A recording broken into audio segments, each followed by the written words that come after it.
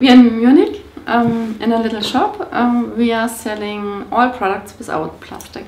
I guess we have enough plastic produced yet, and we have to learn again to cook or to manage our life without plastic products. Yeah. And it's hard enough because the first solution is plastic in our life, and so we have to go back in our memory to realize what's best for our nature, for our our healthy. Okay.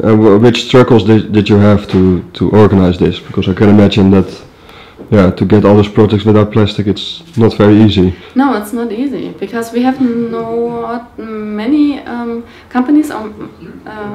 They are producing products with zero plastics. So we have a lot of plastic products, but just a few without plastic. And we are also on a way to work together with companies to develop new products, and that's very interesting. I think the most hard part is over here, right? Mm-hmm. To get all the food without.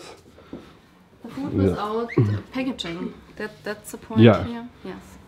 So you can order your size or your kilogram or what do you need, and so you don't throw away food. Okay. Yeah. And is it also, does it get to the shop without plastic? Yeah.